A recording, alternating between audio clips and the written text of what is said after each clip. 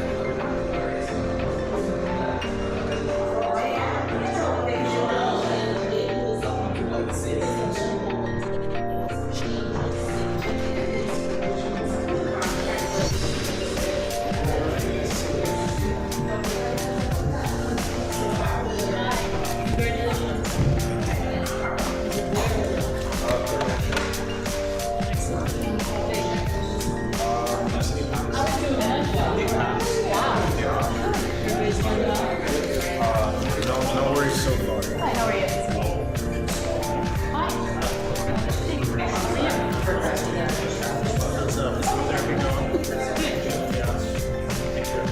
Getting better.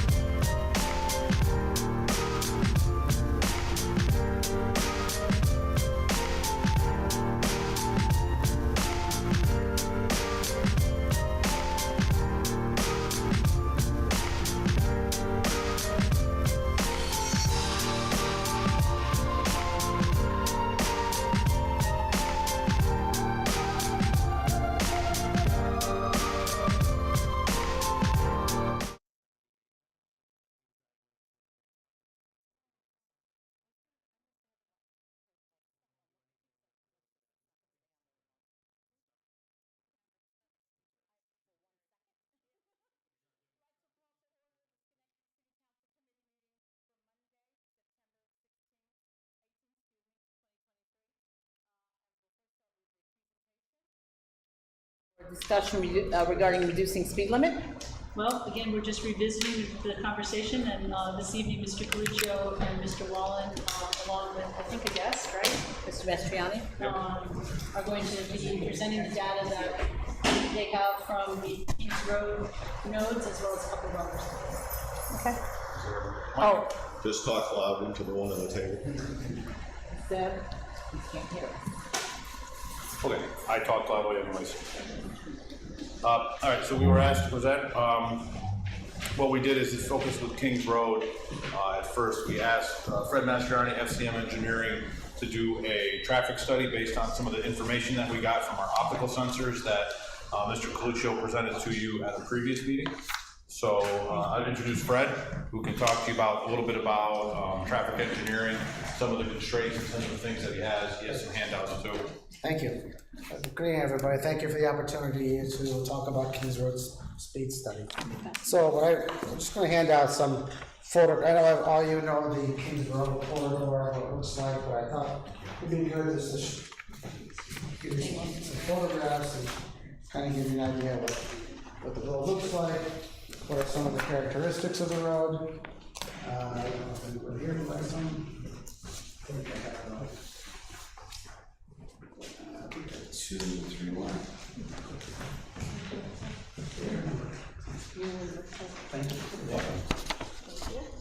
So whenever we're looking at speed limit on any given road, there's two different manuals that are typically used by traffic engineers. One is the New York State supplement to the Manual of Uniform Traffic Control Devices. There are two separate manuals. There's a general one for the national. New York State has a supplement, and because New York State, is different from other states. So the different criteria we look at.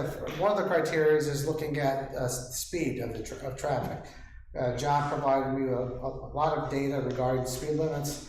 So we look at the 85th percentile speed as one option, one avenue to determine posted speed limit. The other factors include the roadway characteristics, well, how it functions, what's the road function as. Look at development adjacent to the road. What is it, residential? Is it commercial? What type of do we have on-street parking? Do we have pedestrian activity? And what are the crash history? We look at crash data over a certain period of years to see if there's any data that says people are driving too fast, and therefore that's a result of the accidents. So as far as the roadway conditions, I'll walk you through a little bit of this. So these photographs that I took, they start at the Kings Road Bridge, heading towards Albany Street. You can kind of see that basically the road is a 2-lane highway. We've got double yellow center line with edge lines. The roadway is relatively narrow. It's not very, very wide. According to the statistics that I've gathered, it's about 20 feet wide. In this area, there's not a lot of pedestrian activity, as you can tell, but if you go to the next photograph, which is near the intersection of Queen Philomena Boulevard, you see a sidewalk on the east side of the road. On the other side, there's nothing there as far as pedestrian activity. And if you look at the photographs, you keep going down. The third one is, which photo 3, is by Constant Road. As you can see, the road is very straight, flat. There's only one curve. That's another prior picture by the Kingsway Village. That's got a little bit of a sharp curve. As a matter of fact, you can see a chevron in one of the photographs. But everything is pretty much straight and flat. So if you look at photo 4, this is by the Windermere Road intersection where we have a crosswalk, and there's a sign for the pedestrian crossing. And the last photo is by Greeley Street as we get closer to Albany Street. So I kind of wanted to give you a picture. I know I'm sure all of you are familiar with Kings Road, but I think it's nice to give you an overall picture of what the roadway looks like. So as far as the roadway characteristics, like I said, there's 2 lanes of travel. Each lane is about 10 feet wide. One side of the road, we have a continuous sidewalk, which is 5 feet wide. On the other side, there's there's very little pedestrian activity, but there is a section of it. So it kind of gives you an idea of how much pedestrian traffic, if you will, gets generated. The overall length of Kings Road from the bridge to Albany Street is about 0.81 miles. And one interesting fact is there's roughly around 20,000 cars a day that travel on Kings Road. It's a high volume traffic. And that's why it's kind of, the functional classification of the road is called an urban collector road. What that basically means is it serves 2 purposes. It connects people from within their community, but also has vehicles going from one area to another, like from Rotterdam to State Street and so on. So, and looking at the traffic data, there's very much, with 20,000 cars a day, most of them are commuter traffic. So there's not a lot of stop and go, they tend to go. One of the interesting things about Kings Road is there is no control on Kings Road. The only control is on the side streets. There's stop signs along each side street, and of course at the intersection with Albany Street, there's a traffic signal, which is the beginning of it. So the reason why I bring that up is, if you're driving on Kings Road, the only time you really need to slow down is if people are turning into a driveway or turning into an intersection. For the most part, it's free flowing. When you're looking at the 85th percentile speed, like John gave me traffic data, which says the 85th percentile speed is anywhere between 32 and 34 miles per hour. And for those of you who don't know what 85th percentile speed is, it means like 85% of traffic is traveling at that speed or less. In traffic engineering, that's one of the critical factors, if you will, that we use for roadway design, traffic signs, and so on. But the nice thing about that information is we got that information through John, But just remember that is data that collects for every single vehicle. So if I'm driving down the road and I need to take a right or a left, that data, that number is collected. What we do as traffic engineers, we do a follow-up study, which is sort of, you follow the vehicles that are traveling, that are going from one point to another, that don't stop. That's because we're talking about free-flowing traffic. That's what you base your 85th percentile speed on. And I did that on a Saturday for about 4 hours. I followed cars one direction, I followed cars the other direction. About 34, 35 miles per hour seems to be the right number. So the data that John provided me was pretty consistent with what I found when I did the study. So crash history. Now we got data for 52 months, and I looked at every single police accident report that I was given, and I said, well, why? Why are we having these accidents? A lot of it is just drivers are just not careful. They're either turning into a driveway and they slow down, and the other vehicle behind them doesn't see it. But not one traffic accident, really, I'll take that back. There was one accident that was due to a vehicle driving very fast, but that vehicle was being chased by the police. But all the other 25 crashes, they were nothing related to speed. So again, when we look at, as traffic engineers, we look at the 85th percentile speed, we look at the roadway characteristics, which I just mentioned. There's also a program that the Federal Highway Administration has developed, which kind of uses several different data, several different accidents, several different speeds, and that data kind of gives you a sort of recommended speed. And based upon that information, which is in the study, it didn't recommend lowering the posted speed limit. So when I looked at that road under its current condition, I don't, as a traffic engineer, I can't recommend anything less than what's out there now. So I don't recommend going to 25, I recommend keeping it at 30. So I guess I'll open up to questions, but that was the recommendation from the study. Mr. Palomino? I tend to agree about the speed limit without enforcement. It's kind of meaningless. So you mentioned the ability to get cars to stop, and are there areas where a stop sign would be beneficial that could interfere with On Kings Road? Yes. So in that scenario, what we would do is we would now we have traffic data on the main line, we would need to collect traffic data on the side streets. And there's certain warrants to put in all-way stop signs. I think that's what you're suggesting.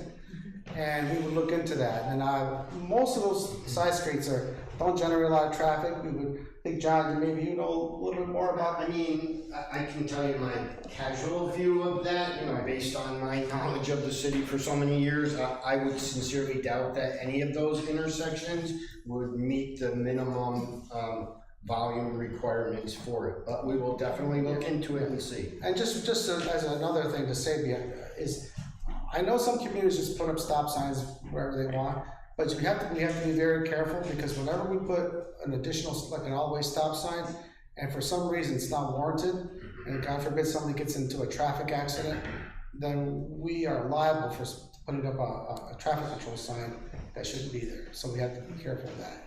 I wasn't thinking necessarily so much as the intersections as maybe kind of like Hamburg Street at the end of the bridge.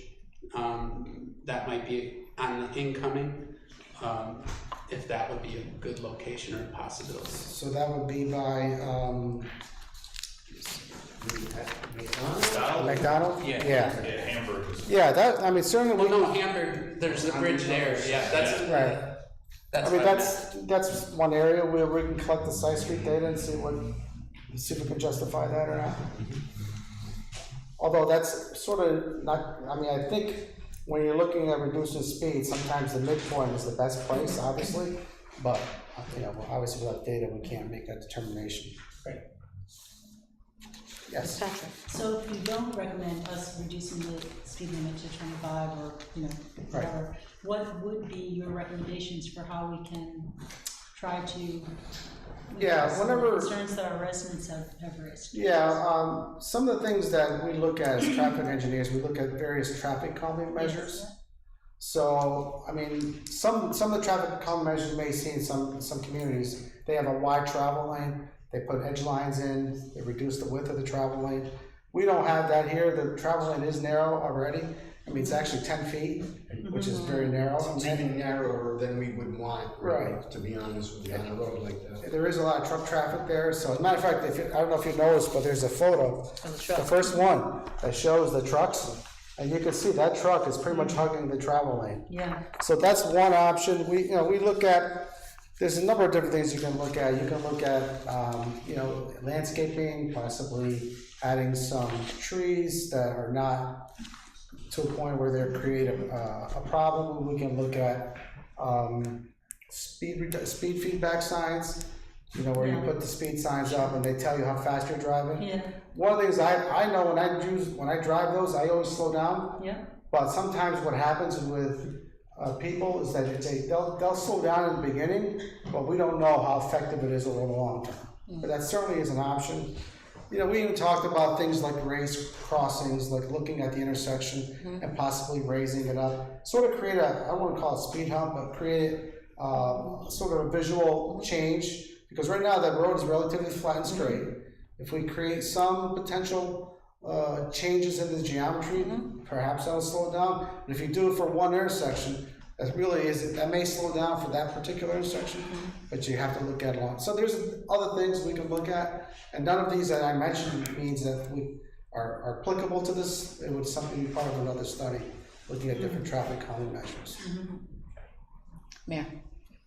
And thank you, Madam President. Where the discussion is focused somewhat on Kings Road, we get feedback across the city. So, some of this is what you can do at Kings Road, what you can't do there.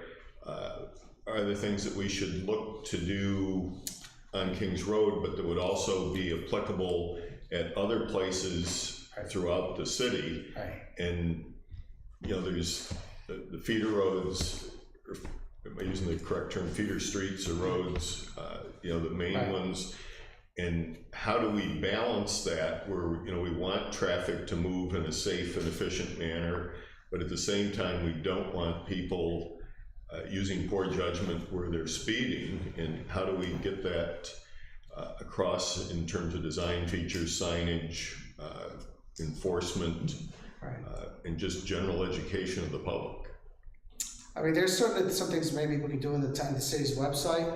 We can certainly provide some information, because driver behavior is what we're talking about. People will drive fast because it's straight and it's flat. Some people are good that they don't use it, but for the most part, that's what happens. So we can possibly put some information on the website. Hopefully, the city residents will look at that and say, hey, here's some of the issues. For example, there's a study that says if you're driving 30 miles per hour and you hit a person, there's a 45% chance that person's going to not make it. right, But if that driver was driving 25 right, instead of 30, there's a greater chance that person's going to make it. I mean, he's going to get hurt, he or she, but they're not going to die. So that's the kind of data we can certainly put on the city's website that would be helpful and beneficial. I don't see why not, right? And maybe, I don't know about the motor vehicles, if we share that data with them as well, so whenever somebody comes in and wants to get a license, as part of that, perhaps that information could be given to them. It's always we have to have people understand what the ramifications are whenever they drive too fast and they hit something, specifically a pedestrian or a bicyclist. So that may be an option. So right now, let me just say that both you and Mr. Coluccio said that there was like between 32 and 34, and I think some of us have gotten information from residents. They're using a handheld speed, I don't know what you call it. Okay, and it's like registering at 40. So can you? When we talk about 85th percentile speed, we're saying that 85% of the traffic is traveling at that speed or less. Okay. And if we look at the traffic data that John provided, there's certainly people are driving 40, 45, Doesn't mean no one's 50. driving faster than that. But the problem is you can't design for that kind of where you can't put traffic signs based on that. You have to assume based upon 85% of traffic or less. Like for somebody who may drive 100 miles per hour, you're not gonna design a road for that. That's the kind of theory behind it. So that's where the manual uniform traffic control device is important, because it's a specific standard that's used nationwide, so we're not doing anything special here. Fred, Yeah. can you just clear this up though? Yeah. If the speed data came back and said that the average 85th percentile speed on the road was 45, Yes. would you recommend reducing it to 25? No. That's what you have to reduce the speed to be able to meet the merit. You can't reduce the speed to get the outcome that It's you want. reverse of what you might think that you'd be looking for. Because if they're driving that fast, there's no way we're going to be able to get them down to that speed. Because people drive at a speed they're comfortable at, right? And that's part of the issue.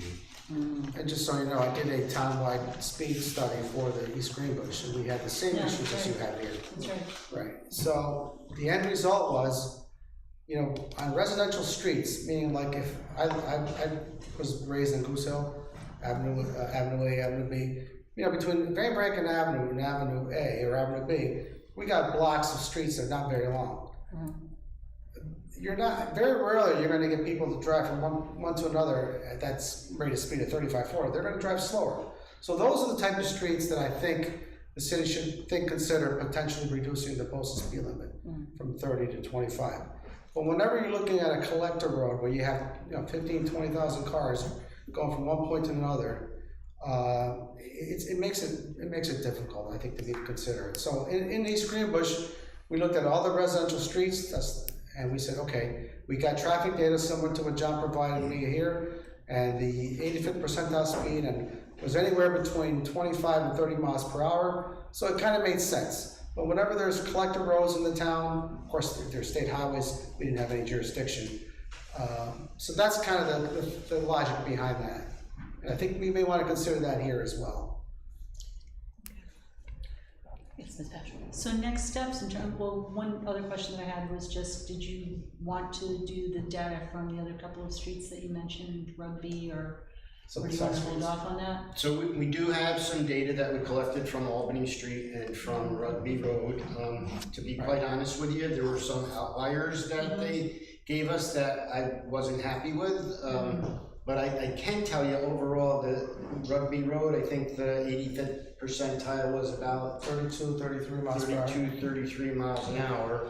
And Albany Street, I think was a little higher, right? Yeah, it was in the 40s. I think it was low 40s. Yeah, it might even have been 40 miles an hour. And I just saw the data yesterday, and I did look at Rugby. I'm familiar with Rugby Road. Rugby Road is basically 36 foot wide from curb to curb, and you can't park on both sides of the road, So there may be some minor things we could do to potentially reduce the speed on that. Like for example, if we decided to put double yellow center lines and edge lines.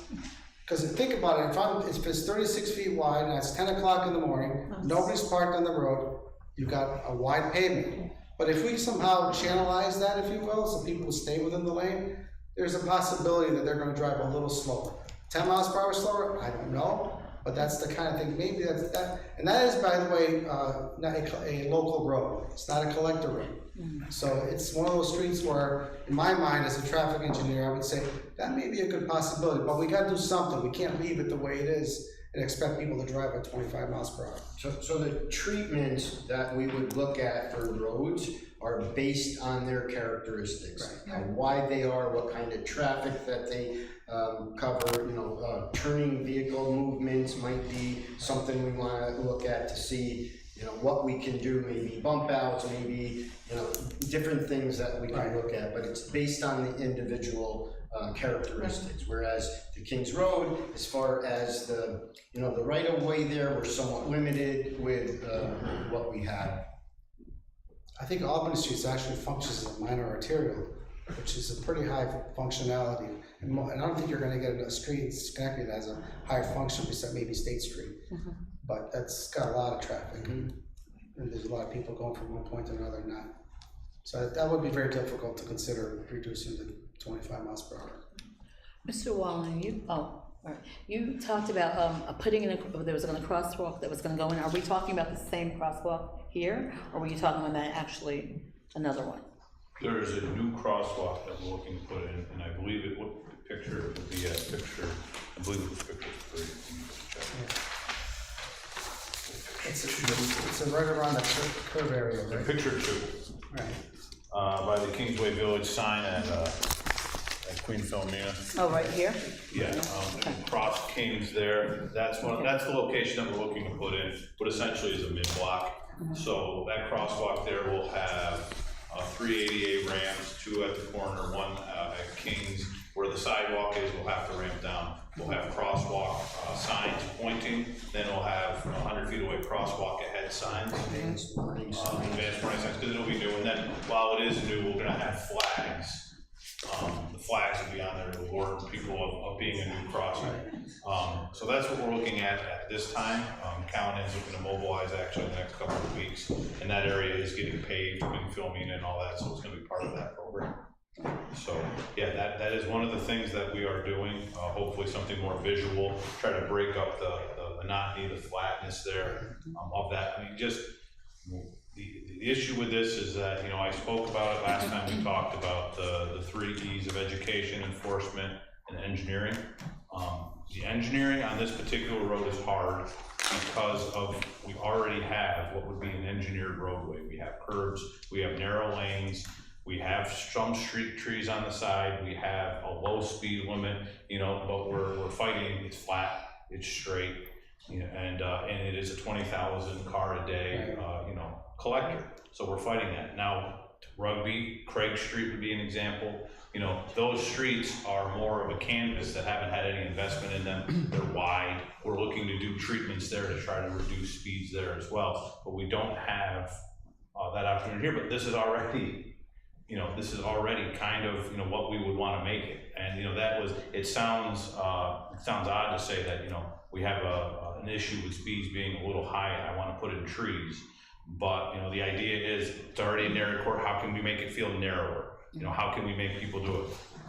You know, I know someone may ask, you know, speed bumps, speed tables, vibrations. I have gotten multiple complaints from residents on this stretch about vibrations. There is trucks on this stretch.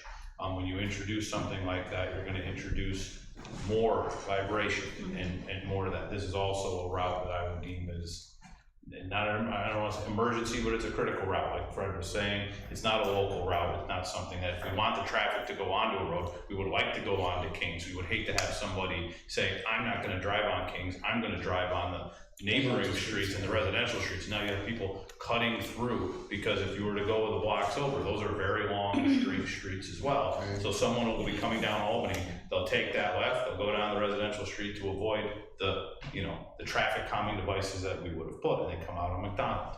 And there's not a lot of alternative routes to take that are comparable to Kings Road either, right? That's one of the issues and why we have, it's the volume really, if you think about it, that is part of the issue, right? The 20,000 vehicles a day.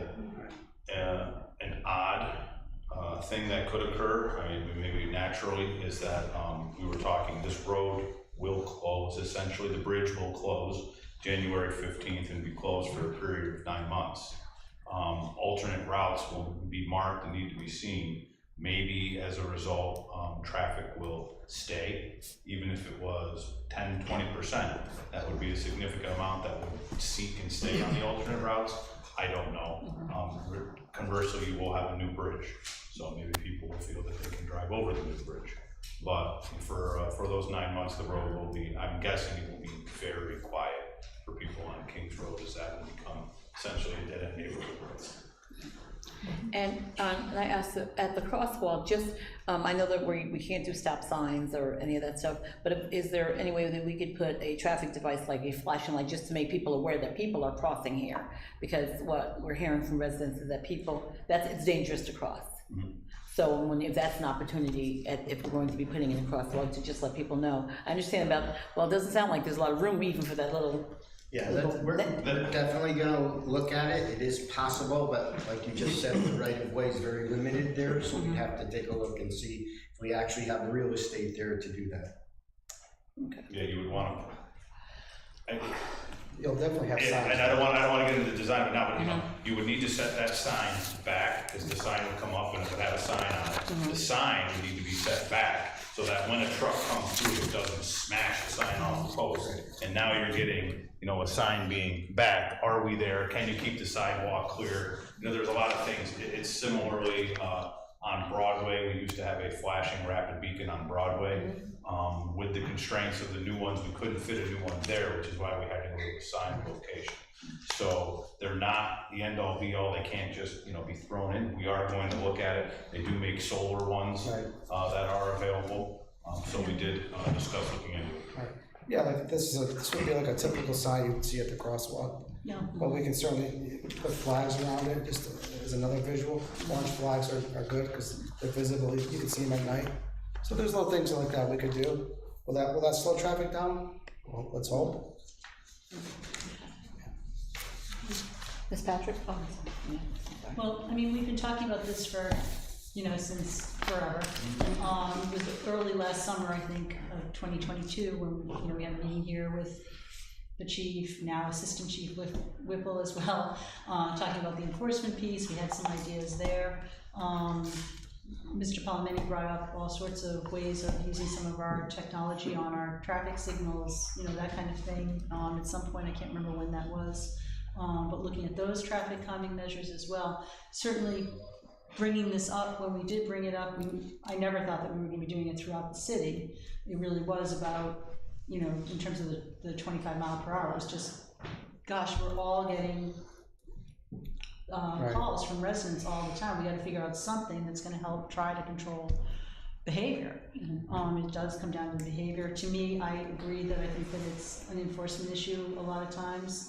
So how do we, you know, with limited staffing there, Right. figure something out as well when there's other, you know, issues that end up taking priority for our police force. So I guess I'm just looking for, Right. you know, sort of, we can't do something overall, but these recommendations that we've all been making now for a while, I just want to be able to try to have, not closure necessarily, it's always going to have to be reevaluated, but.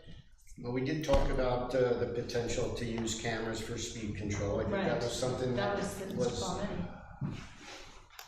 legislation was requested from the state on that. Did that ever happen, or not sure if that ever happened or not, but I think that's one of the things that we need to happen before we could even evaluate it more, is for us to be able to become legally allowed to do that. Mr. Williams? So I wanted to first lead with thank you for gathering this data. I think oftentimes when we request this type of information, regardless of the outcome, I think it's important to understand that it has a certain expectation or a certain amount of hours that it takes to compile this information. So I appreciate you gathering this. Definitely, I understand from a data standpoint, the 85th percentile, you have to stay within like that sort of framework to understand how to implement the right decision. But I think it's also important to highlight that for the residents, that doesn't accurately assess the growing pains or the lived experience that they're dealing with. So similar to Ms. Patrick's point, I know you highlighted some potential measures that we could implement. I think there was 3 of them: the speed feedback signs, planting of trees, and the repainting of the lines. I can imagine being a resident in that area, like planting trees might not sound like a realistic solution, but I think if it's within the scope of your practice, saying that this is an available option for us, can you give us a potential timeline for implementing either of those 3, if not in totality? I mean, I guess that part of the reason why trees are part of a traffic calming measures, as you all know, when you're driving along a road and you see. You just want to know about implementing. Oh, implement this, Yes. right, yeah. So, we can look at it in further detail. Callahan will be on site. You know, Callahan does have a striper, and we do have a company that does landscaping through them, so we can evaluate it. You know, we would have to look. Some of the locations would have to be identified, make sure they're not in conflict with utilities, and make sure the right of way is there. But we're open. I mean, like the crosswalk is going to happen. We're going to look into the solar and some of the other things, but we don't have to sit on this. It's just it's something that Fred luckily is here to assist us as in lieu of staff, so to speak. So, he's been helping a lot. Just to give him credit, he's been helping us with North College, which is, a yeoman's effort to work down there in the stockade and get that done. So that's been going well. So I think, him and I are up to the task of implementing this. I think we can do something. Now is the planting season if we were actually to plant trees, so we want to hop on that, but we could look at it. And I don't know if you're familiar with Clifton Park, they've started to put a number of RRFBs, they're called, the rapid reflective flashing beacons where a pedestrian would walk up to it. It doesn't stay on. There are some that just continue blinking. What happens with that? People just ignore them. So when a pedestrian is coming close to it, they should push the button. When they push the button, that thing flashes. And those are really effective, in my opinion. That may be an option here too for the crosswalk. They're making those solar, which is great because They're now much smaller too. Exactly. yeah. Oh, You're probably looking at anywhere $10,000 to $15,000 per intersection to install those, but it's another traffic calming measure that the city can consider. Mr. Palomini? So basically, we're down to behavioral change or enforcement. Yes. So several years ago, there was a study, I believe, an engineering study out of, I think it's Sweden. Basically, they created this system where to create behavioral change, they had a monitor, got the speed limit. If you did the speed limit, you were entered into a lottery. If you weren't, you got a ticket. That money was used to fund the lottery.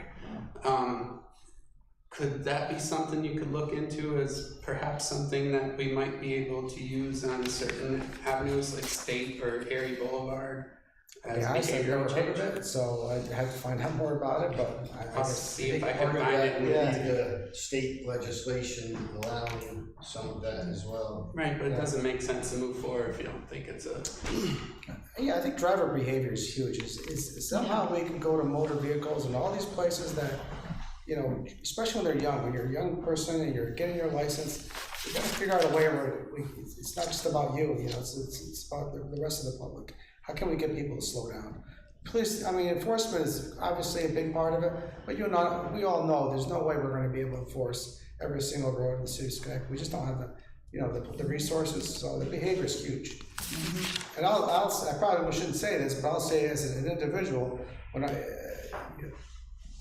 it's doesn't reflect on anything we've done, but I see a speed limit sign, I see 30 miles per hour. Guess what I'm gonna do? What's everybody gonna do? How fast are you gonna drive? 25. No, you're gonna go 39, because you know at 39 you're not gonna get pulled over. But if you go 40, that's me. Well, I think, But you don't have to, you shouldn't do that, but that's what people think.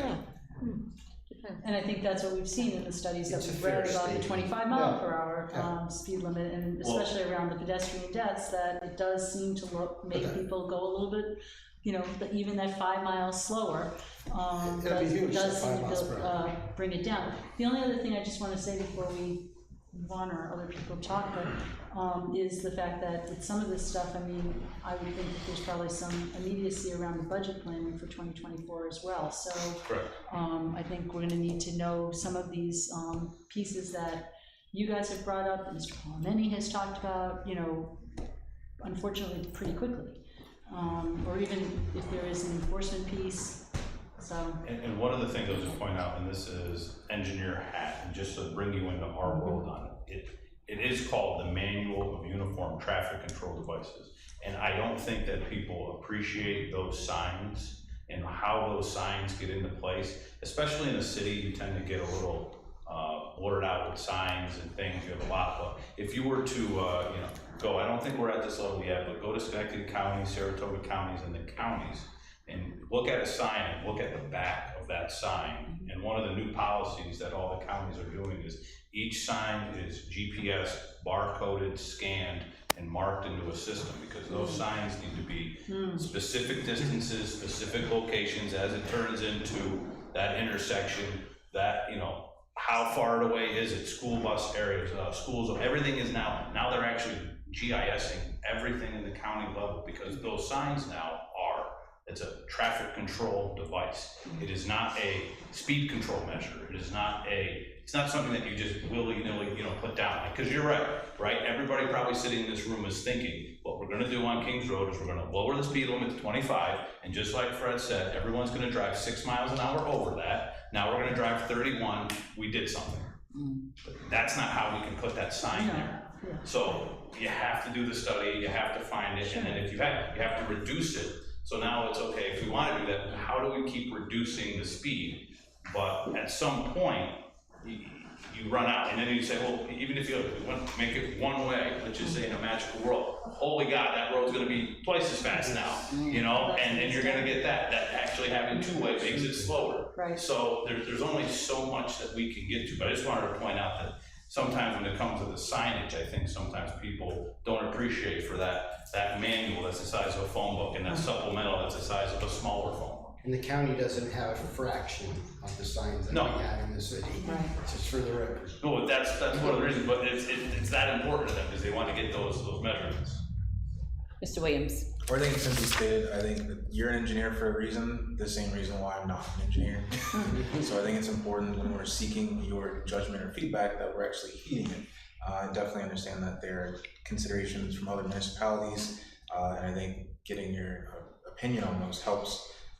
But looking back at those 3 recommendations you had, similar to Ms. Patrick, what do we need to do as a council, President Porterfield or Mr. Mayor, to expedite getting quotes for those? Because truly, I think we are listening to members of this one portion of our community highlighting that this is an issue, but also for a point of clarity, you're not suggesting not lowering speed limits in other areas, you just are waiting to have that data to accurately understand what to.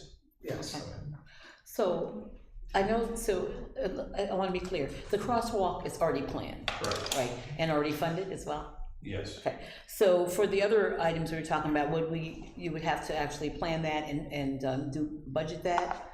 Is that correct, or? I don't think there's anything that we're looking for money for. No, the striping doesn't. I don't need any money. Oh, I love that.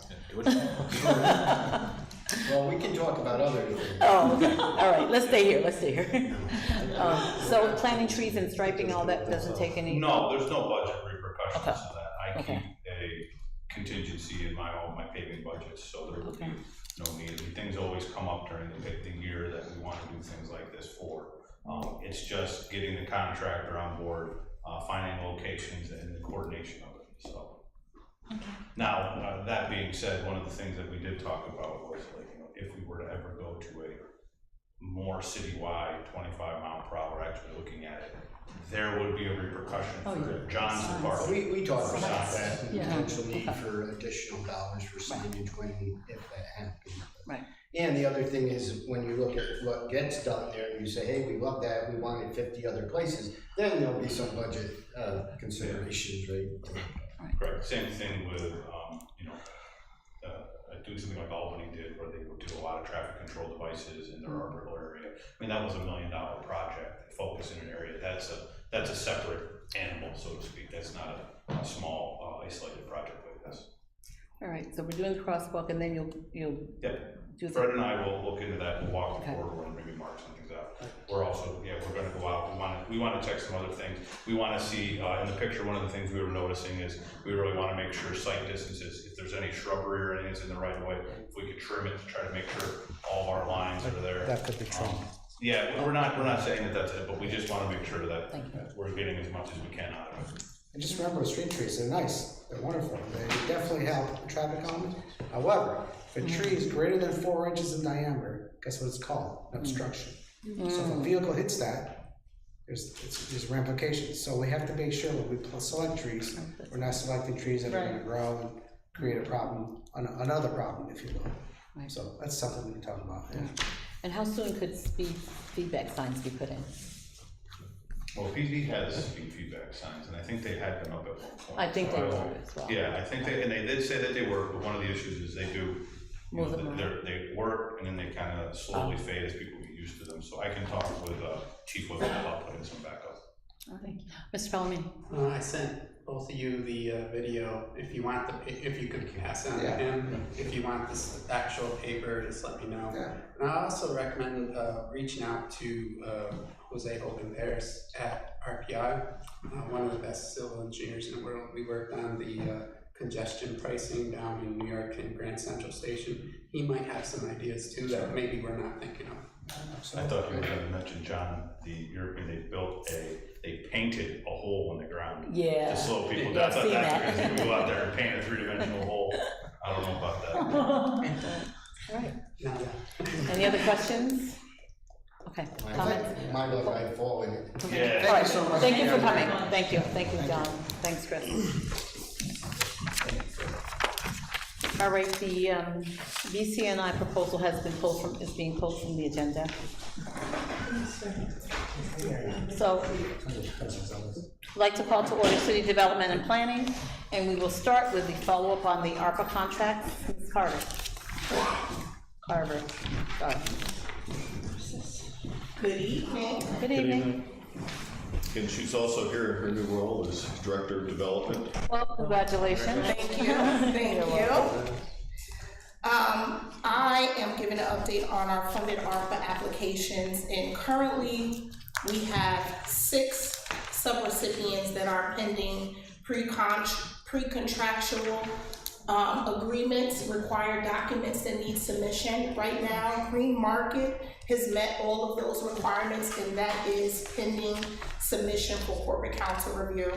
We have the Habitat for Humanity. They are still currently missing majority of their documents. We've only received the application, a budget, and 2 project abstracts. We have reached out to Habitat, so we are currently working on retrieving the additional documents.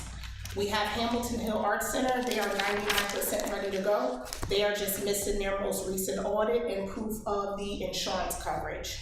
The Boys and Girls Club is missing most of their documents. We have only received the application, the site plan, and the budget. And then we have the Seat Center. They are, they're almost there. They're just missing their conflict of interest policy, drug-free workplace policy, anti-discrimination policy, whistleblowing policy, sustainable plan post-ARPA. So contact has been made, and we are actively working to get the remainder of the documents in the coming weeks. Thank you. So all the other ones that you're not talking about tonight are already, they have everything they need? Yes, I will, Madam President, go back and check. These are the ones that were given to me by Anthony to do active follow-up. Okay. But I will go back to cross our T's and dot our I's. Okay. And I know that BCNI has not come back, so we'll talk in the future about what's gonna Yes. happen with that. Yes. Are there any questions about any particular projects, anyone? Thank you. All right, thank you. Thank you. I know that everyone did get got follow-up information from the Electric City Co-op. I think that probably came today. And we also, the YWCA as well. And they both said they wanted extensions, and additionally, we were talking about additional funding, but we would have to review those documents and then discuss what that additional funding could possibly look like, but that discussion would not happen tonight. But I'd ask that you would review all the documents that have been said, so we can have that discussion in the next committee meeting. Okay, Mr. Wall, call for a public hearing.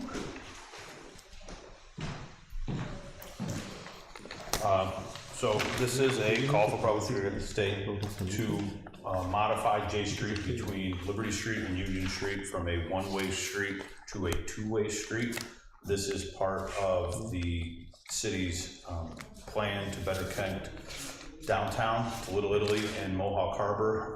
It's tied in with the DRI project, which we are starting design with this year. We're working with our consultant as we speak on scope and fee. Department of State is signed off so far, who's another partner that we're working on. So this is his first stage. While we were waiting is the PSAP project, which has been going on. You notice the signals have been sitting dormant for quite some time as we wait for components. The components are in. John has the signals working. As of yesterday, 4 of the 5 are working. They are now coordinated. They the PSAP program, which was state safety funding, was able to replace 5 outdated signals with new hardware, new units. John has them all hooked up to fiber. They're coordinating with each other, so it's really a great thing for the downtown. And what we're ready to do is call for public hearing to do this, and then when it is done, we will stripe the road and open it up two-way for the 1 block. And in anticipation that in the future, you'll be able to drive from this location straight to Knott Street. At 30 miles an hour. At 30, at less than that, hopefully. Right. Any questions? Yes, Mr. Toro? Hi, Chris, will there be parking on either side of J Street? I think there's gonna be parking on one side. I think parking on the post office side. Sure. The only real modification is I do have to work with the post office. This is a tricky thing. I'm gonna have to reach out to them, but it's difficult to say this is what it is. It technically has not passed yet, but they have a mailbox. I'm sure you're well aware of it that you would drive up to, and now it will be on the other side of the street, so they'd have to remove that drive-up mailbox. That's really the only big change, but I'm sure a lot of people, such as myself, are used to that mailbox. Absolutely. Any other questions? I'll move this. Second. All those in favor? Aye. Thank you, Mr. Wallen. Thank you. Okay, item number 3 is discussion to amend resolution 2014-144, this regarding the dissolution of the Schenectady Local Development Corporation. We talked about this a couple weeks ago. Back in 2014, there was a resolution passed, resolution 2014-144, and the SLDC, which was a organization that did loans to small businesses, dissolved. And when it dissolved, there was a resolution passed that gave the responsibility of taking care of the outstanding loans and mortgages to the city council. And then the mayor would, sign any documents. But the city council does not have, that's an administrative function. The city council does not have administrative abilities. So at this point in time, I'm bringing forward that we amend that resolution to that we actually turn those duties over to the city, because there are some outstanding loans and mortgages that we could collect on. Any questions? So if there are no questions and the information's in your packet, then I would entertain a motion that we do that. So moved. Second. All those in favor? Aye. Thank you. Item number 4 is a ceremonial resolution for Suicide Prevention Month, September Suicide Prevention Month, and I'd like to come in to recognize, to keep that awareness, and have invited the police department, fire department, and also a local organization. So, I'll move it. Second. all in favor? Aye. Item number 5, resolution recognizing September 15th to October 15th as Hispanic Heritage Month. Mr. Williams. Thank you. So between the days of September 15th and October 15th, although I'm not Hispanic, definitely taking the time to appreciate the contributions that this community has made, not only to our country, but more specifically to our community. I think is very important. Is there a motion? I'll move it. Second. All those in favor? Aye. The next item on our agenda is to discuss the zoning for cannabis dispensaries and smoke and vape shops. We have been talking about this, and at our last committee meeting, asked all council members to please go to the law office and have a discussion in terms of how we would want to see this zoning within the city. So I know some council members were able to make it and others weren't. However, at this point in time, the law department is ready to provide us some information about their recommendation. Sure, and I know certain council people have reached out, and we're not able to connect with the law department, and obviously we're still around to answer any questions you have and talk about recommendations that we have. I think the general consensus from the folks that, and I know some of you met with Deputy Corp Counsel Marnie to discuss zoning and recommendations. I think generally, and I don't want to mischaracterize from the people I've spoken with, Seems as if most people agree that an overlay is best suited for the purposes of zoning for these types of businesses. I know at least one person has said that they like these types of businesses to be located in one or two different types of current zoning districts rather than doing an overlay. The recommendation from the law department has been, an overlay makes sense, to a degree. Part of it will be identifying those parcels that we would want to be part of the overlay. And we can certainly provide a list of those parcels. That will take some time. I think we were approaching it from general business districts across the city. And trying to avoid those areas that are residential or maybe more sensitive to having those types of businesses in the area. For example, on State Street near, I think it's New Choices, maybe not having a dispensary or allowing a dispensary in that area. Again, it's going to be obviously subject to whatever the council wants to do at the end of the day. Another recommendation related to this was requiring special use permits for these types of businesses to create yet another layer of approvals for the purposes of not just the type of business, which we wouldn't be saying no to, but making sure that I think the appearance of the business and that there's full consideration of I think all the aspects of that business moving into that area. One thing Mr. Marnie I think discussed with some of you had to do with we have certain businesses that are going to be pre-existing non-conforming, which means they're going to be allowed to exist even though they're going to be outside of this overlay. That's an unavoidable consequence of the zoning. But essentially providing them with or creating a schedule in which they will have to slowly change their appearance to make it conform with whatever the district may require that they're currently in. So that's some work that we have to do on our end to figure that out. Obviously, what I think Mr. Marnie and I had initially recommended was determining where.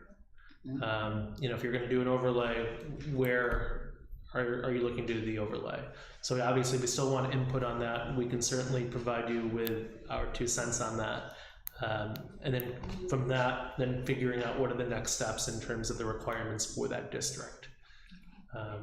I know some of you haven't had an opportunity to come speak with us, and we obviously welcome that. And anybody who has follow-up, we obviously would like that. This is not an easy process. It will take time. And to be frank, not everybody's going to be, generally happy. You're not going to get everything on your wish list here, but we're going to do our best to accommodate, as much of the wants and needs of the council to make this work for you all, and obviously work for the people of the city. Okay. So, what the next steps? You'll bring us that information? Right, so the next steps, we will do our best to come out with, from the input that you've already given us, those parcels that we would see as being part of the overlay.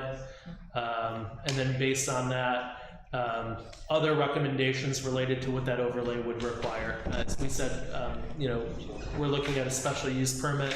I think generally, I haven't heard any opposition to that from talking to the council people, just in conversation. But as we propose something, I'm sure there'll be questions and other issues that may come up as we further discuss this. Any other questions, input? So our next meeting, you will. So I can't guarantee that the next meeting we're going to have a list of all the parcels, because there are going to be a number of parcels we're going to have to identify. Okay. And obviously this is in consultation with people in the development department who I think have more insight on those uses, like the law department doesn't know every business within the city, within every corridor. So we're going to have to obviously lean on those folks in the development department to provide us with their insight. We'd like to bring something back as soon as we can. Okay. Happy to give you an update in 2 weeks to let you know where we are, so we can kind of keep track of this. And in the meantime, I still obviously am encouraging you all to come meet with us, and even if it's an email or a telephone call, feel free to reach out. I was going to ask if the people still had the opportunity, so thank you for that. All right, so we will, it's going to be a process, so we'll hear back in 2 weeks. And so for those of you who may not be aware at this point in time, in terms of cannabis, they allow now all licenses. So every license it's not just a card or the general. Now everyone has an opportunity, and they're starting to process all licenses. That was, I think they announced that last week. So we have our work cut out for us, but the licensing is going to be a process, and I believe it starts October 4th. It's definitely in October, and I think the beginning of October, I want to say around the 4th is when they're going to actually let that begin to happen. So we still have to try to get our zoning in place in a reasonable amount of time. Applications take a while, but still we want to make sure that we have our zoning in place, because the one we have now it's grandfathered in, and that's where it could stay there, and that won't change. So just to be clear, with the cannabis, the 1,000 feet has to be a straight line on the same street. We are preempted by the state regulations as it applies to cannabis. The state regulations apply on same street, for same street calculations, as it applies to smoke shops and vape shops. The council can put distance requirements from other smoke shops and vape shops. There's no preemption on that. All right. Any other questions? Mr. Palomini? Relating to not the zoning, but the moratorium, which is related on smoke shops. Were we thinking to move forward on that, given the recommendation or lack thereof from the county today? Well, that came in late in the day, so it didn't make the agenda. Okay, So. just asking. Yeah, absolutely understood. So we will definitely bring that back after we have their recommendation. Because there's at least 2 or 3 shops that aren't on the list that's without trying or operating. Oh, I'm sure there's a number. Oh, yeah. I'm sure there's a number of them. And I'm not sure why they think they can, but I'm sure there's a number of them. Okay, so we'll see that back, and then we'll also bring that back, the recommendation from the county. Mr. Mudavaren, you weren't here at the last meeting, in terms of... I'm good. Okay. Yeah. All right, so we'll have that in 2 weeks, both those things. All right, items 7, 8, 9, 10, and 11, actually,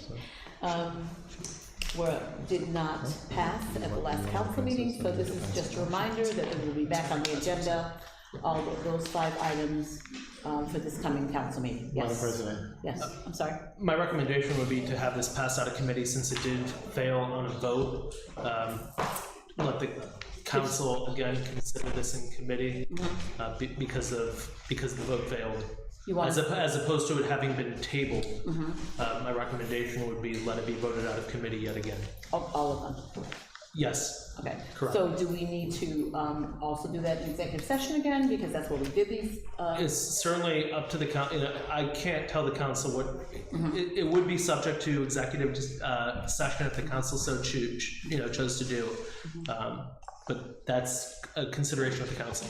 So yes, it can go into an executive session as it relates to property sales and values of properties. Okay, so we have, all the remaining items are also executive session, so I would suggest we do those in executive session. So in that case, I would need a motion to recess city development planning. So moved. Second. All those in favor? Aye. The recess. Thank you. I'd like to call Finance Committee in order. The first item is a reminder for a public hearing on the 2022 Consolidated Annual Performance and Evaluation Report. The public hearing will be held on the 25th of September.